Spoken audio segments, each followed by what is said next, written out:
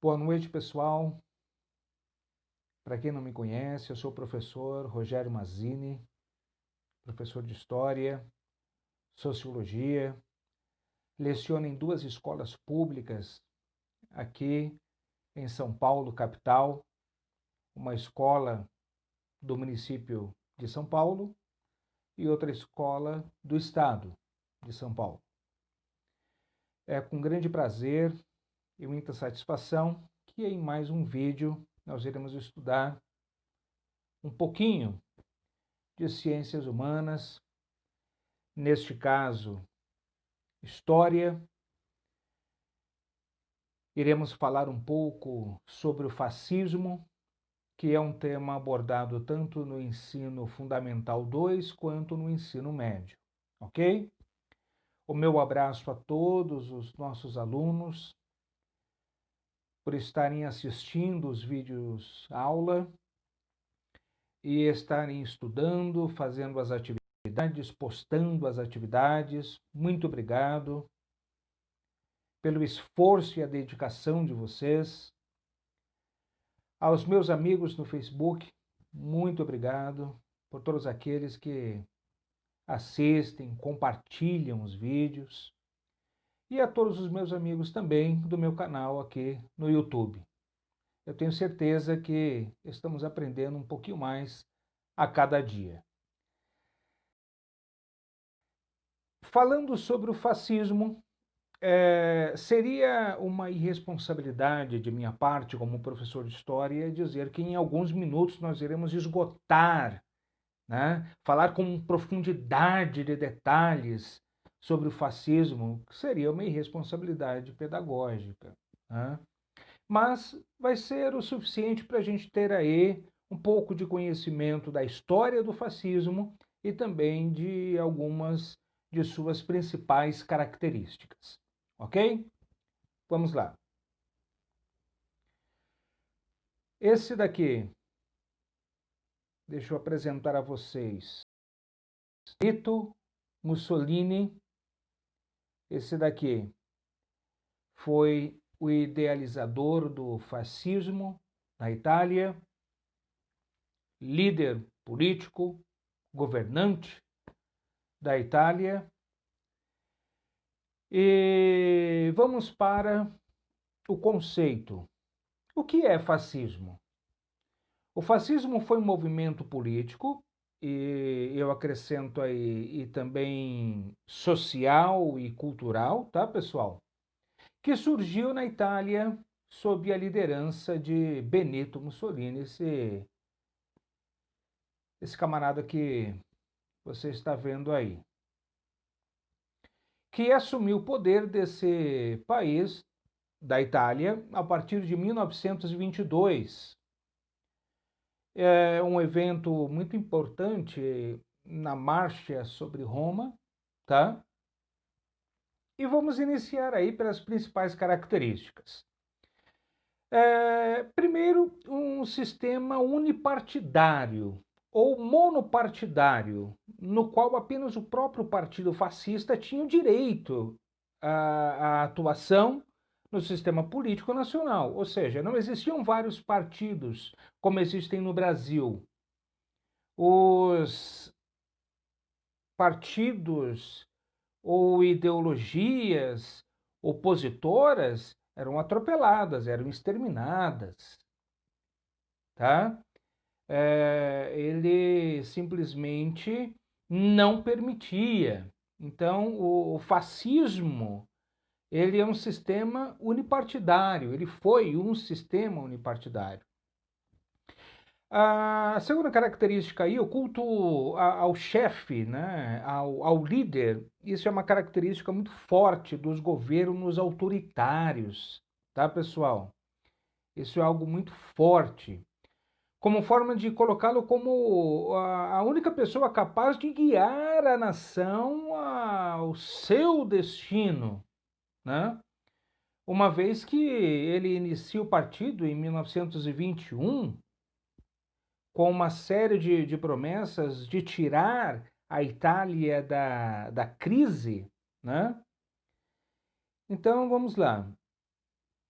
mais uma característica, desprezo pelos valores liberais. Aí não é bem aquela questão do liberalismo econômico, tá? Capitalismo, não é bem isso que está sendo abordado neste item. O desprezo pelos valores liberais quer dizer nos quais estão inclusas as liberdades individuais e a democracia representativa. Então, visto que o fascismo, neste caso, ele despreza os valores liberais, a questão da liberdade individual, a questão democrática representativa. Isso entra naquela questão partidária, né? Porque na democracia existem vários, a liberdade dos vários partidos e ideologias. O desprezo por valores coletivistas entra como aí uma perseguição. Neste caso, houve uma perseguição ao socialismo, ao comunismo, né? Alguns historiadores colocam aí o comunismo como um socialismo mais radicalizado, mais extremo, consolidado, um socialismo consolidado. E os anarquistas também. O anarquismo foi perseguido, ou seja, sem Estado, sem governo, a ideia do anarquismo. E ele, como o grande líder, aquele que manda, uma espécie de soberano, ele não ia permitir essas ideologias atrapalhando o governo dele, tá? Depois, o desejo de expansão imperialista, aquela ideia de é como se ele tivesse querendo resgatar o Império Romano, né? Baseado na ideia do domínio dos povos mais fracos. Então, é uma ideia de expansão imperialista. Tanto é que na Segunda Guerra Mundial, o extremo norte da África, algumas regiões ali acabaram sendo dominadas pela Itália na Segunda Guerra Mundial. Vitimização de determinados grupos da sociedade ou de um povo com o objetivo de iniciar uma perseguição contra aqueles que eram vistos como inimigos do povo. Então veja bem, eu vejo pessoas que estão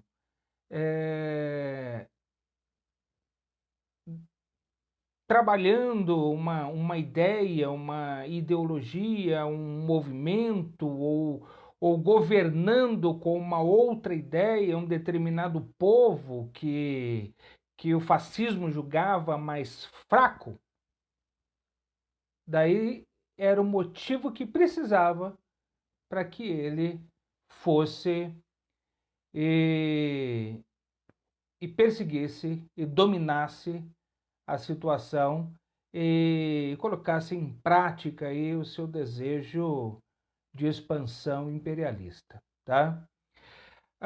Aí houve um pequeno erro aí de digitação, seria o 7, né? E daí do 6 eu pulei para o 8, não tem problema. Exaltação dos valores tradicionais, aí no que diz respeito tradicional, conservador, então nós temos que manter o status quo. Nós temos que manter a tradição, quem nós somos, do jeito que nós sempre fomos. Nada o novo era tido como o extraterrestre. O novo, o moderno, qualquer coisa que viesse quebrar a tradição na sociedade, no que diz respeito ao social, ao cultural, era tido como errado, ok? A mobilização das massas, além de panfletagem, além de faixas, além da, da questão dos comícios, dos eventos públicos, das marchas militares, a rádio, é, existia também a questão da oratória. Ele era um grande comunicador, é uma característica que existe, que eu venho já estudando já há algum tempo. Ah, é uma característica muito forte desses líderes autoritários, e até os que não são autoritários, mas os grandes líderes ao longo da história eram excelentes oradores, né? E a questão quando você estuda a comunicação, estuda a questão da oratória, você percebe que dentro da oratória existe algo chamado eloquência. Então, ele não era só um bom orador, como Hitler também era. Ele não era só um bom orador, mas ele era alguém que convencia, ele era eloquente. Além de ser um bom comunicador, ele convencia através dessa comunicação. Então, a mobilização das massas, convencer as massas, no caso o povão, isso ele conseguiu fazer muito bem. No próximo item aí, o controle total do Estado fascista sobre todas as coisas, tá? Então, o controle, ele era centralizador, é um sistema centralizador o fascismo, tá? Então, nas mãos dele estava a questão da economia, da política e da cultura. E pronto, acabou.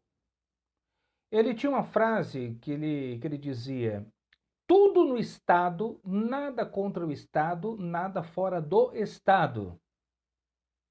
Tudo no Estado, nada contra o Estado e nada fora do Estado. Para vocês terem ideia ele como um líder autoritário no controle da Itália. O nacionalismo que existe aí não é aquele patriotismo de gostar do país, de amar a pátria, de gostar de ouvir o hino nacional, gostar da bandeira do Brasil. O brasileiro tem esse detalhe, né? Tem esta falha, né? O brasileiro só se lembra que é brasileiro em época de Copa do Mundo e Olimpíadas. Fora isso, o brasileiro esquece que é brasileiro. Então falta um pouco de patriotismo no brasileiro. Mas não vamos confundir, tá? Patriotismo com esse nacionalismo fascista aqui. Uma coisa é uma coisa, outra coisa é outra coisa. É algo que, se a gente mistura, torna algo perigoso, tá? O nacionalismo praticado pelo fascista Mussolini é um sentimento nacionalista exagerado, é o sentimento de superioridade da cultura e do seu país à frente dos outros. Aquela ideia do Império Romano, né? Quem não é romano, quem não é romano é bárbaro. Então, isso é extremamente perigoso. Essa prática foi essa prática do fascismo. Isso acaba gerando grandes problemas e embates dentro da própria Itália. Por quê? Começa a desenvolver o racismo. Isso é extremamente perigoso. Então, o fascismo produziu o racismo, tá? A xenofobia, que é o ódio a quem é estrangeiro, um outro grande erro. A discriminação aos imigrantes é um outro grande erro. Tudo características desse nacionalismo fascista aí, tá? Isso sem falar que a questão embate contra a religião, as religiões ou aos religiosos em si. Bom, sindicatos nem se fala, porque foram atropelados por Mussolini, né? Então aí há algumas principais características. Agora, eu gostaria de falar um pouquinho sobre o governo de Mussolini em duas etapas, tá? Até a eclosão da Segunda Guerra Mundial, é, podemos dividir entre duas fases, tá? Alguns historiadores gostam de fazer isso nos livros. A primeira fase é de 1922 a 1924, apenas esses 2 anos, mas foi os 2 anos para se consolidar. Por quê? O partido, o Partido Nacional Fascista, PNF, ele surge aí por volta de 1921 e já com promessas de dar um jeito na crise que a Itália estava passando. A Itália ela vem de uma situação complicada na Primeira Guerra Mundial, porque foram 700 mil italianos mortos na Primeira Guerra Mundial. Foram 500 mil feridos. A Itália ela estava com uma inflação terrível, fome, desemprego em alta, sem falar que ainda tinha dívidas com os Estados Unidos e a Inglaterra. Então, tudo isso estava uma situação de calamidade, né? Daí surge Mussolini com esse partido fascista e ele assume o poder em 1922. Então, qual foi a primeira fase? Fazer a limpa, né? Contra todos os opositores, passar o trator por cima. Ele organizou tropas, milícias, para vocês terem ideia. Tropas, milícias, para promover atentados terroristas contra os opositores políticos, outras ideologias, gente que pensava politicamente diferente do que o fascismo dele. Então, foi caracterizado por um nacionalismo extremado. E aí surge um Estado autoritário. Ele atropelava os opositores e acabou. E a partir de 1925 a 39, agora já tinham reunido os poderes, né, aí suficientes para implantar uma ditadura fascista na Itália. E se tornou o chefe supremo do Estado, sendo chamado de Duce, ou seja, aquele que dirige exatamente aquela ideia do governante, né? Eu sempre me confundo um pouquinho na questão da pronúncia, se é Duque ou se é Duce. Então, aquele que dirige, o comandante. Então, é algo que era muito característico de alguém, de um líder autoritário, de um líder ditador. Daí ele acaba tendo, quando ele chegou ao poder, ele teve apoio dos industriais, de empresários, de gente que tinha dinheiro. Isso acabou ajudando, facilitando ele assumir o poder. E as pessoas aí, a equipe dele, que acreditava nessa ideologia que ele acabou implantando. E houve vários protestos de trabalhadores que eram explorados nas fábricas. Então ele tentou abafar todas as manifestações que surgiram. Os industriais tinham o apoio dele, os empresários. às custas, né, do trabalhador, do povão, ele acabou colocando aí a Itália nos eixos. Daí vem um momento de... Ele reprimiu protestos e, e ações dos trabalhadores, manifestações, sim. Ele agiu com ações enérgicas contra os opositores, tá? Mas ele conseguiu recuperar a economia da Itália e por isso acabou sendo aclamado, né? E interessante, mesmo sendo quem ele foi, ele dava um valor à educação pública de forma com que as crianças, os jovens e os adolescentes já crescessem, já fossem formados dentro da ideologia fascista. Olha só, um cara como ele pensou, teve a inteligência de perceber de que a educação é tudo, é o futuro do país, né? Então, para alguém que queria o futuro do país continuasse como ele estava implantando, como ele estava governando, então ele aplicou, ele desenvolveu, ele investiu na educação pública com o ideal, né, básico da educação fascista. E qual seria o ideal, a ideologia básica do, da educação fascista? Era submeter o indivíduo, qualquer pessoa, a uma total política de ao Estado.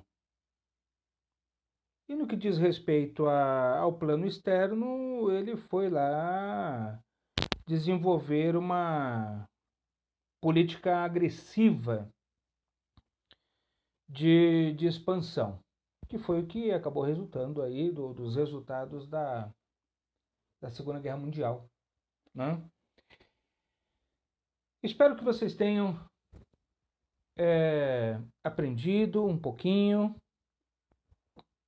e que tenha sido útil para o seu aprendizado. Então, tem um outro detalhe que eu estava me esquecendo. Olha só, eu que sempre me liguei muito a símbolos, né? A significado de símbolos, tanto é que eu dou aula com aquele símbolo de história